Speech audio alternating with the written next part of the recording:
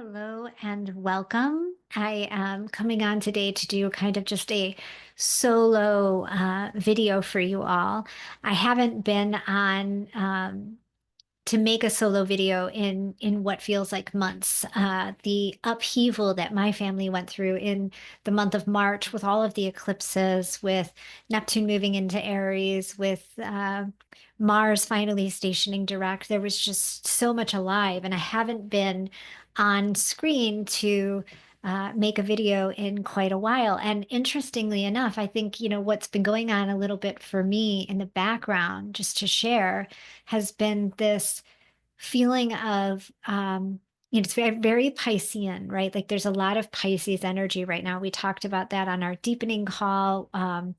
In Planetary Priestess, this energy of Pisces. And Pisces is really about the dissolution of things. And so there's been this feeling that I've had in the background of like, I don't know what to say, don't have anything to say. There's been this feeling of sort of emptiness, and not in a bad way, in the way that I'm feeling more present to show up in my life. I'm doing more active things like inside of my home and inside of my own like in real life community here.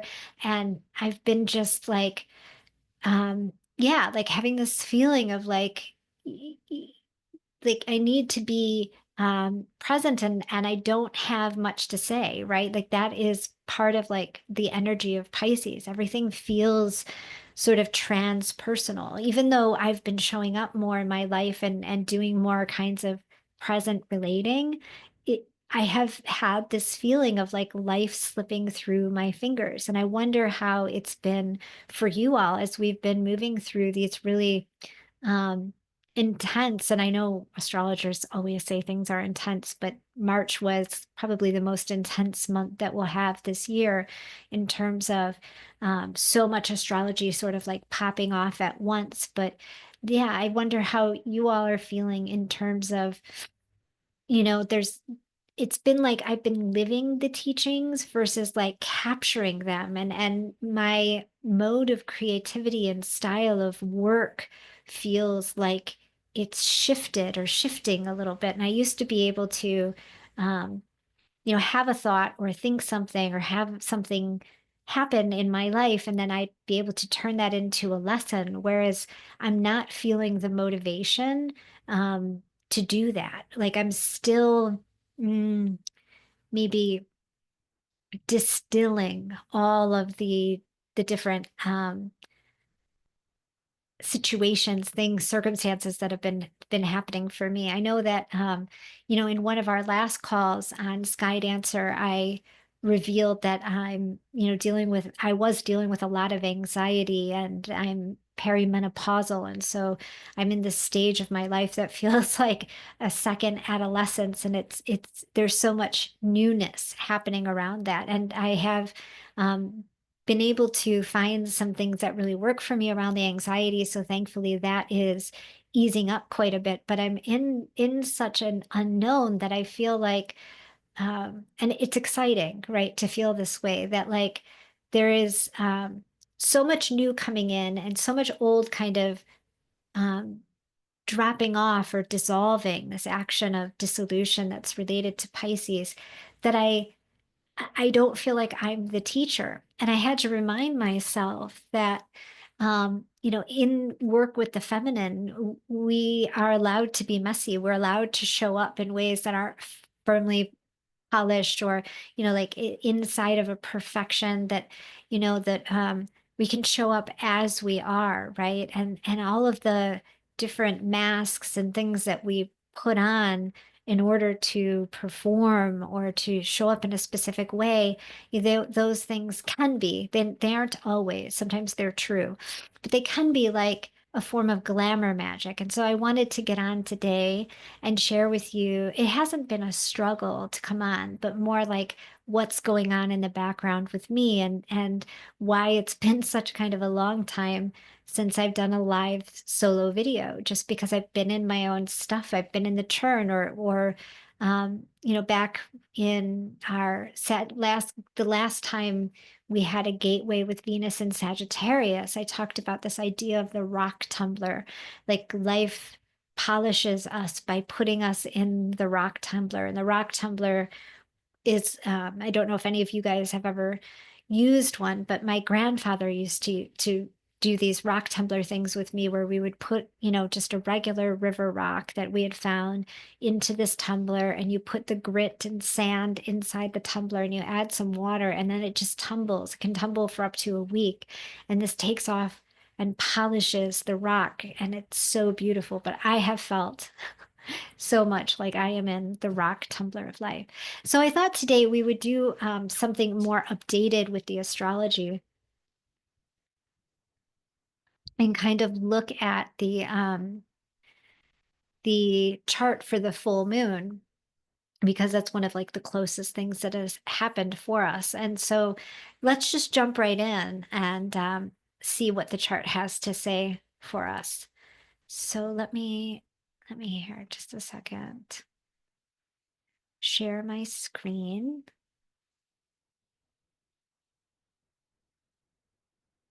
Mercury has just stationed direct, so I'm hoping that we're not going to have any kind of snafu with Mercury. And so this is the chart for the full moon that we just had in Libra, and we can see the full moon. It was at 23 degrees Libra. It was interesting. I happened to be at yoga uh, on the 12th, and I hadn't. I have a specific teacher that I like who had taken 2 weeks off, so I hadn't been to yoga in 2 weeks, and I could really tell that my body was aware that I hadn't been at yoga. And we were doing all of these different types of kind of like long holding of poses. And she mentioned the full moon, and she mentioned it as I am going, like I'm tipping over, right? And I kind of laughed and I said, yeah, it's funny because this full moon is all about balance with it being in Libra. And here I can't even balance inside of the yoga poses that my body used to know.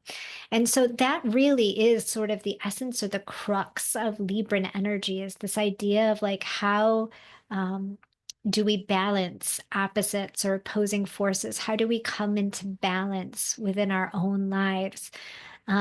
Libra is related. There's so many connotations with Libra, and she is governed by Venus. And so she's one of my favorite signs. Taurus and Libra are the two signs that Venus governs, right? Venus governs values. And she governs values in both signs, but in different ways. So in Taurus, she governs actual value, like monetary value.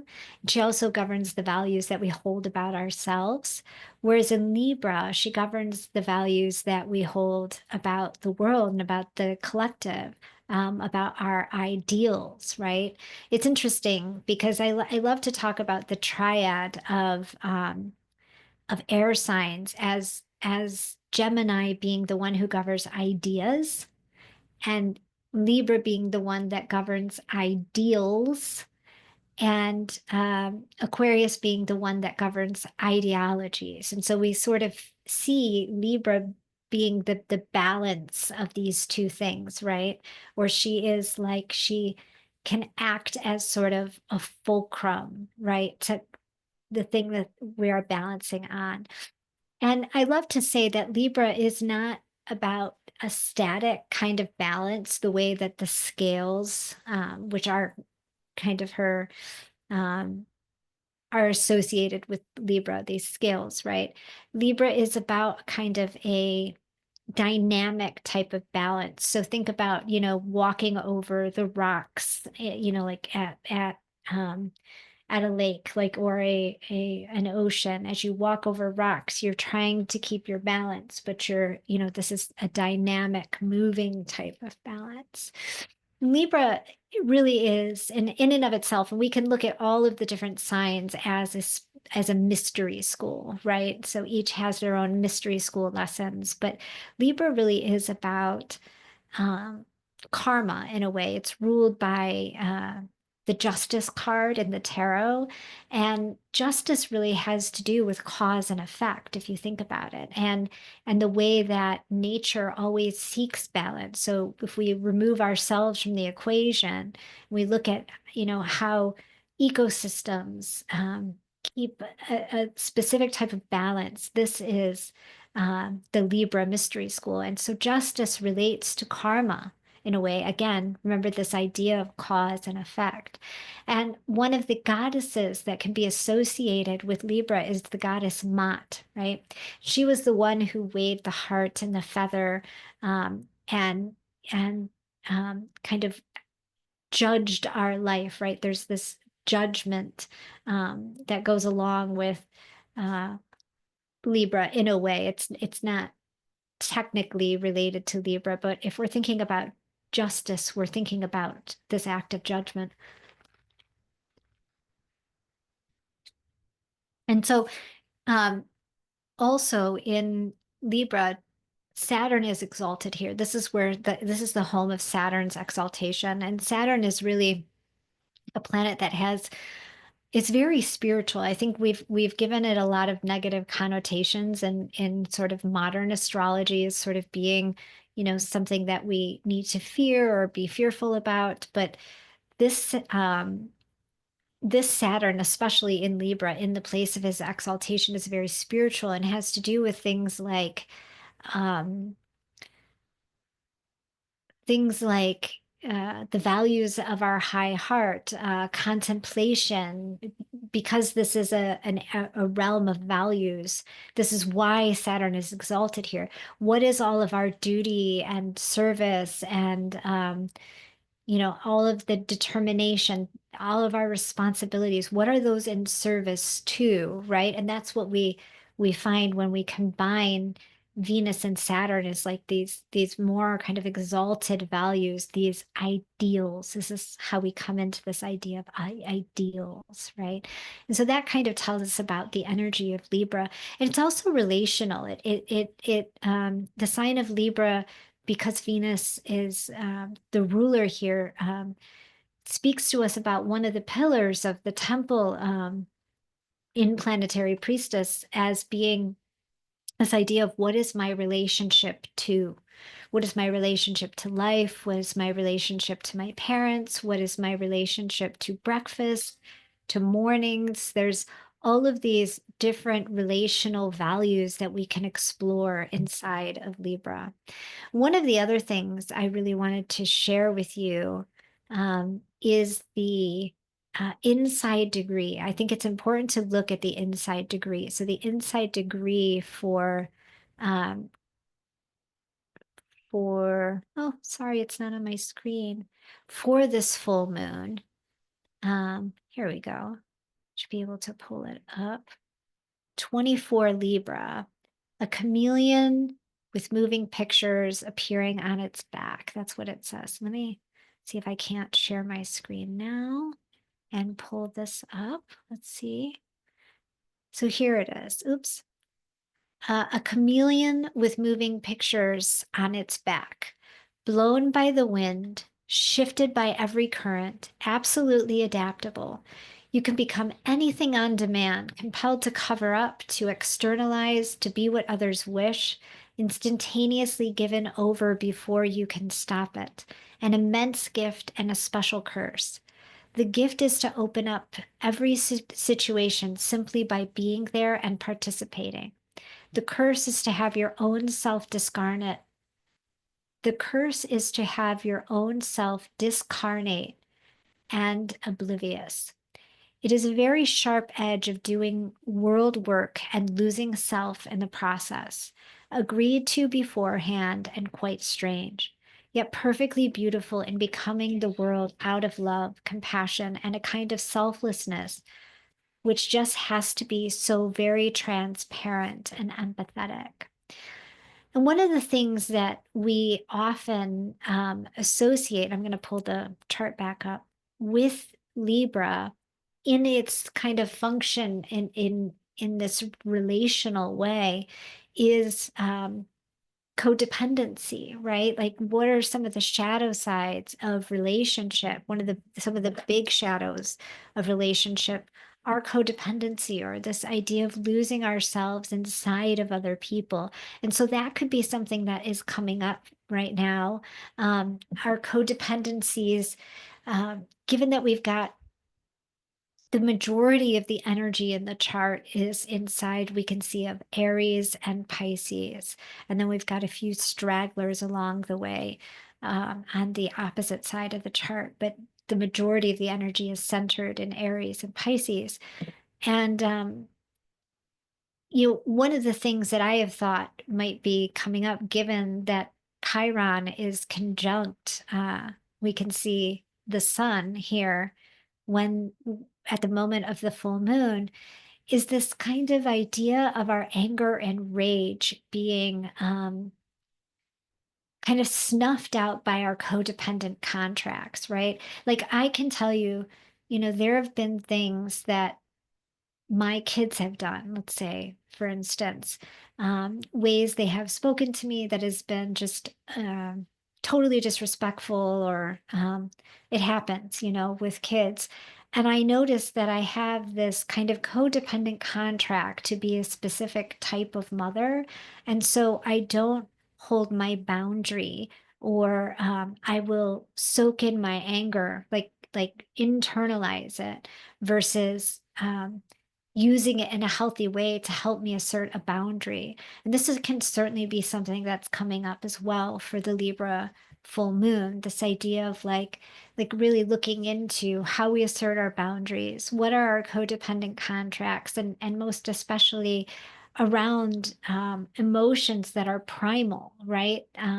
Emotions that are rightful, that are related to our instinctual selves. Like, there are also times, I'll say this, that um, I get angry in those moments, or maybe in moments that it's not even called for, and I unleash my anger. So it's not like I'm always being Zen mother over here, right? But it just was interesting to see it come up the other day, where I really didn't put a boundary around how I was spoken to, um, in a way that was healthful, right? Like, I'll either sometimes get overly angry and yell and um, scare the kids, right? Or on the flip side of that, I won't take action where I need to,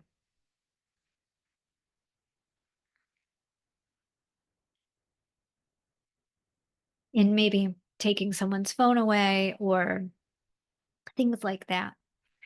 Um, and so you may in your own life be looking at, where are the codependencies in my life? What are my values here, right? Like, if I say, um, I value um, full self-expression, and I'm in in some kind of codependent contract where that full self-expression isn't available, or I'm not met in my full self-expression, where might I um, find ways, uh, to allow the instinctual part of me, the primal part of me? This is Aries energy, is very primal and instinctual. Where might I let that come out? And then the other thing is Chiron sitting directly on the full moon.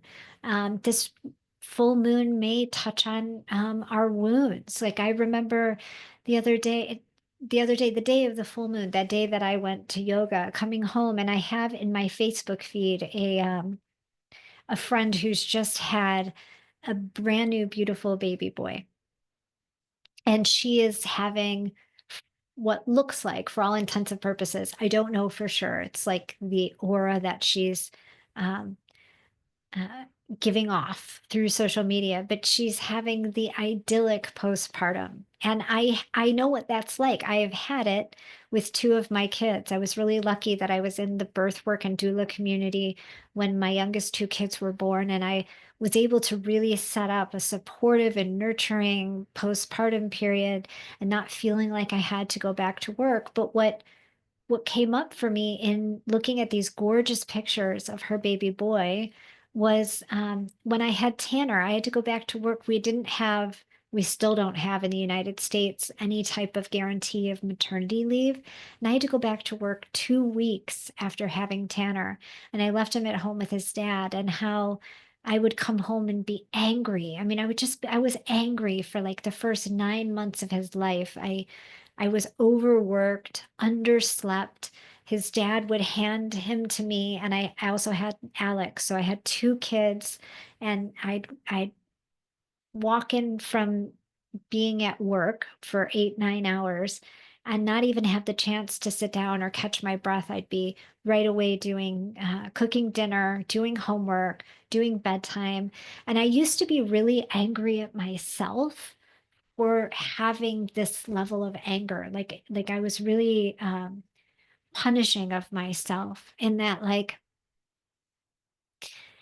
I would think things like, who am I to complain about my responsibilities when I'm an adult? Like, these are all my responsibilities. I need to work. I need to put food on the table. I'm the one who chose to have children, yada, yada, yada. Like, you don't have a right to feel the way you were feeling. And so again, there was this sort of like inversion of anger, um, places where I wouldn't allow myself to feel those feelings, and I didn't have any compassion with myself. Like, if I were to write a self-compassion letter right now to myself about that time, which is something I might actually sit down and do, just because it still comes up for me. I still think about Tanner and the postpartum period, with him, and how it may have hurt him or helped to set up his life in a way that wasn't as as healthful as I wanted to, right? And so I'm still really hard on myself about having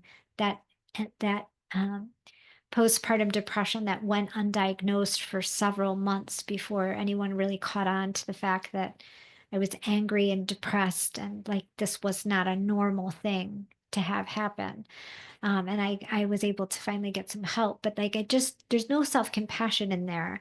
And there was this inversion of anger. And so I feel like with Chiron sitting on this full moon, that might be something to look at for us, a place that we can turn and look and see, you know, one with the contracts with codependency, where we don't allow ourselves to feel our instinctual feelings. Like, it doesn't just have to be anger or rage. Just because it's Mars and Aries doesn't mean we only have to limit it to anger and rage.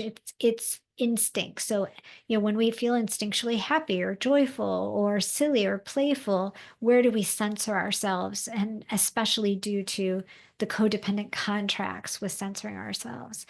And and then another part is where we invert the anger or rage or the instinct, and we stop it up.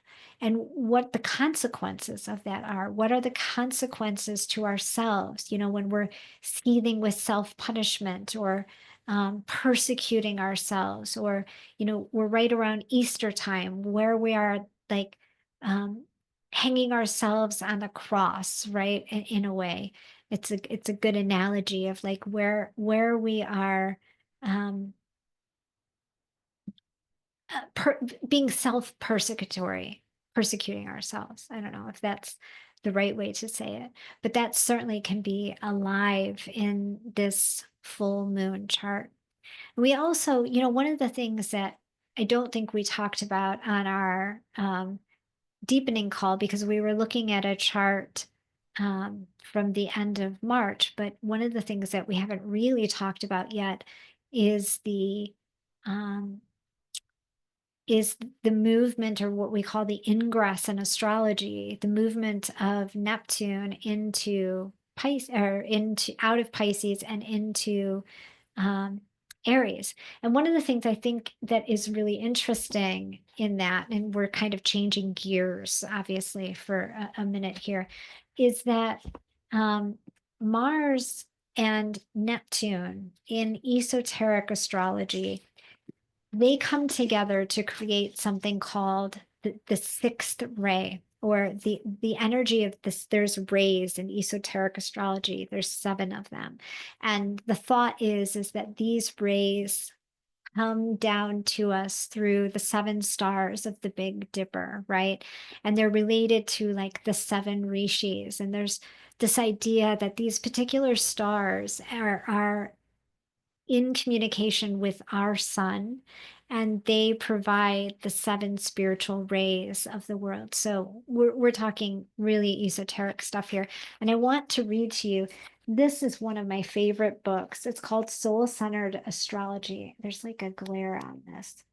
Um, it's by a guy named Alan Oken. He just passed away, unfortunately, not that long ago. But he this is such a spiritual, I love this book. It is, yes, about astrology, but it's also like a guide to um theosophy. I don't know if you guys have ever heard of anthroposophy and theosophy and these kind of like the new age religion, and not new age as in pop culture, but like all of the things that the New Agers were studying in and around the turn of the century. And he has a lot of quotes in here from Alice Bailey, who is one of the most prolific writers of this kind of New Age, where it combines like Western esoteric Christianity and a lot of the Eastern philosophies. And so it's fun. The book is it's really fun to see some of these um, more out there. They're not out there actually. When you read these things, they start to make sense. So I want to read a little bit. So the 6th ray is the primary ray of the Piscean age, right? And what I think is interesting is that if that we have Neptune moving into Aries, right? So out of Pisces, where it's been for the past 14 years. So it's moving into Aries, which is ruled by Mars, and it's creating the energy of the Piscean age. And what I really think we're going to see, for those of you who've got your kind of like your subtle listening to the matrix ears on, I really think we're going to see a resurgence of desire inside of the collective to move back into a Piscean age framework, right? So it's almost going to be like the Piscean age's last gasp. I know in our circle, so in a lot of people in the collective, and especially people in astrology, have been really interested in this idea that the Yuga cycle ended um, this year at the equinox, at March equinox. And there's been a guy called I think his name is Bibu Dev Misra. I have his book. I got it. It's called Yuga Shift. And he talks about the ending of the Kali Yuga and the beginning of a new age. But at the end of the Kali Yuga and at the end of all of the different Yuga, I'm going to butcher this. I know I am, but bear with me. There are phases. So there's like a Dwarpa Yuga, or they're golden and silver if we're going to use English language. And at the end of each one of these longer cycles, there's this sort of like 100-year kind of grace period or transition. And the way he explains it is saying, like, we don't go from midnight until noon. Like there's a transition of light. And so, the sun rises and it rises slowly over time. And that's what these phase changes are. And so his thought was 2025 was the end of the Kali Yuga and the beginning of this sort of like intermediate, inter like interim 100 years where there's a shift of the cycle, which happens to be what we just entered on the uh, equinox. Okay. And so my thought is that like having this shift out of the Kali Yuga and into this more kind of transformative period where we're morphing from the end of the Kali Yuga to the beginning of the next cycle, this phase change is going to awaken in people a fear, right? Like, oh no, whatever we're used to isn't happening anymore. And we are, in terms of politics and whatnot, we are very um, reactionary in the way that we set up our policies, right? Like we don't meet what happens in an attuned and mature way politically in the world. We react, right? Like, had women been in charge on October 7th of 2023, we might have a much different situation in the Middle East, right? But we didn't. There was a reactionary kind of response. How we responded to 9/11 was, I think, in some ways, some could argue reactionary. So this is my thought, that Neptune, and let me read a little bit from this, that this Neptune in Aries energy is actually going to activate, and then having the North Node be in Pisces is actually going to activate this kind of snap back desire to move, like, go back to better times. So it says, Mars and Neptune are the two planets most closely associated with the ray of devotion and idealism, which is the sixth ray. Mars is the exoteric, so the outward facing focus, while Neptune serves as the esoteric, meaning the inward or the veiled focus. Neptune serves as the soul level one, while Mars is the external one. This indicates the movement towards the revelation of universal love, which is so much a part of the highest transcendental influence of Neptune. And Neptune is often masked and colored by the exclusivistic and warlike nature of Mars. The devotional qualities of the sixth ray have often been expressed in the world through the vehicle of religious wars.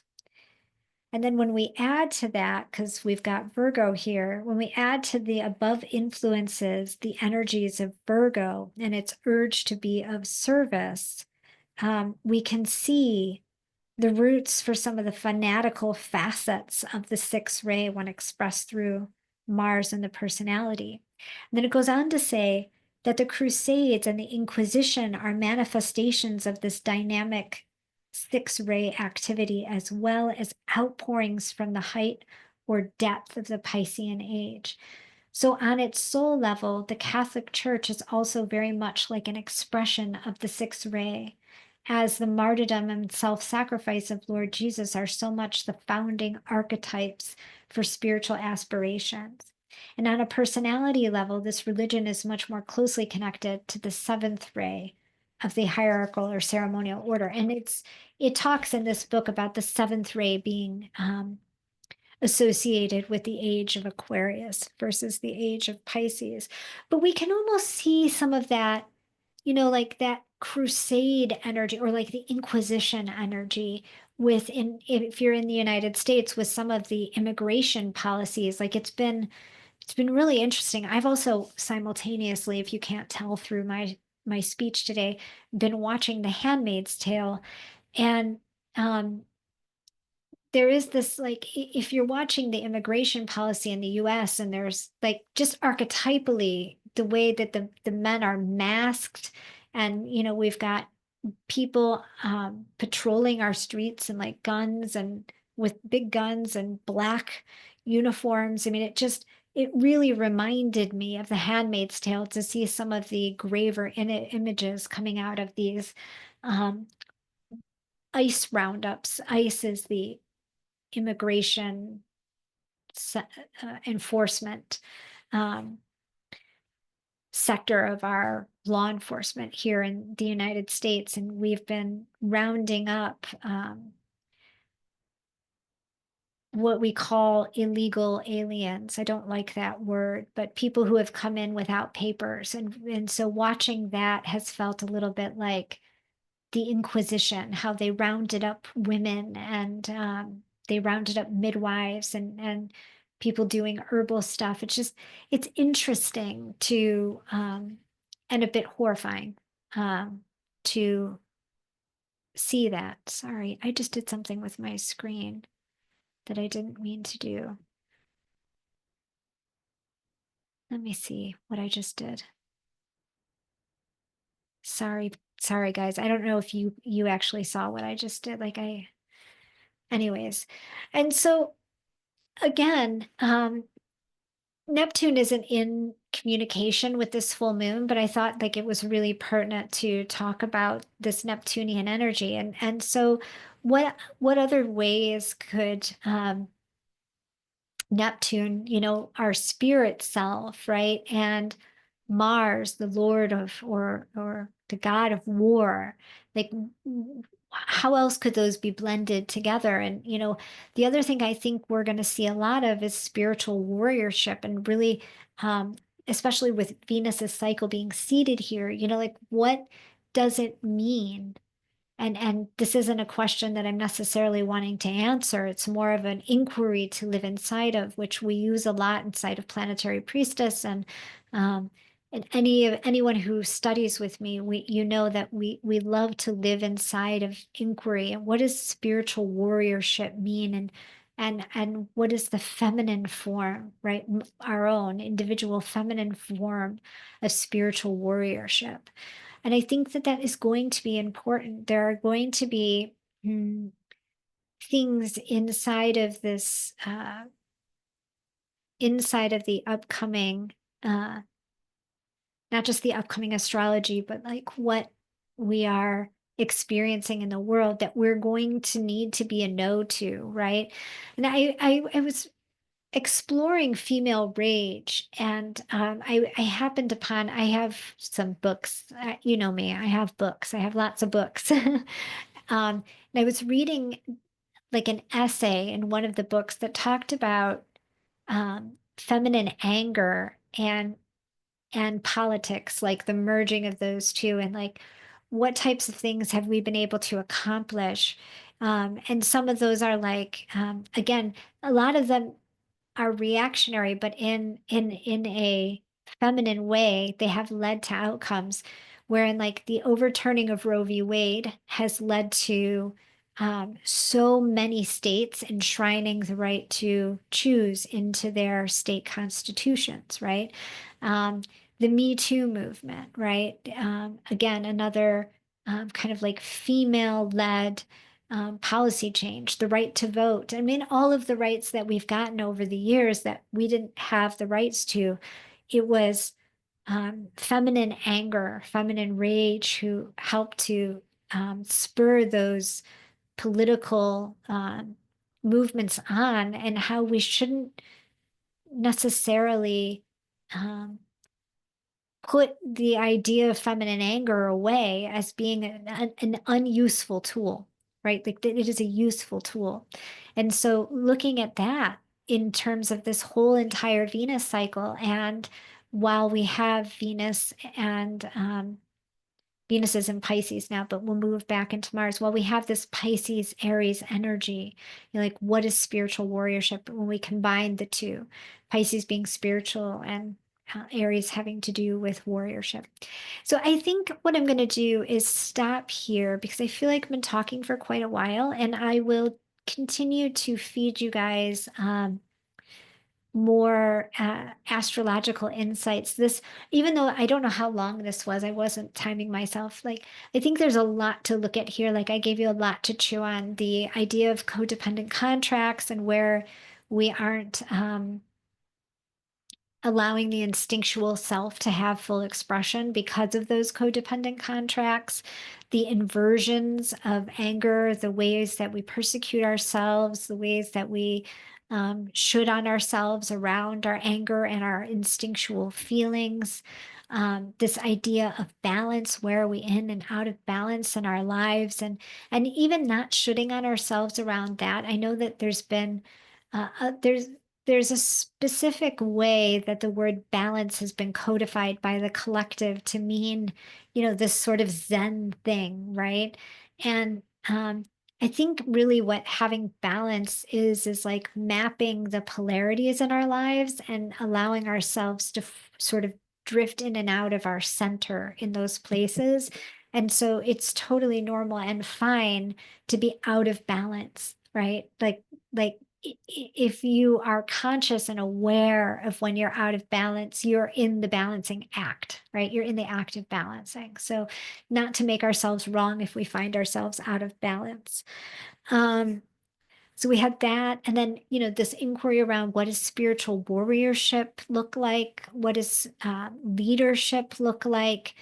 Aries can definitely be leadership like energy because it's a fire sign. And also playing with, like what we're seeing in the collective, and so there's a lot to chew on here in just this one transmission. And I'm hoping that getting back on camera, and seeing that I could do it, even though I wasn't sure I had anything to say, will mean that I'll make many more videos. I knew I just needed to get over the hump of making one. It's so funny how, when in the spiritual world, we think that we have like rounded the mountain and learn the lesson, and we're never going to backslide in any way, and then to find myself in this position of like, oh my gosh, I don't feel like I have anything to say. I just needed to get on camera and allow it to flow out of me, and hence I had a little bit to say. I think, I hope. So I hope you found this useful, and we will check back in shortly. All right, loving you guys.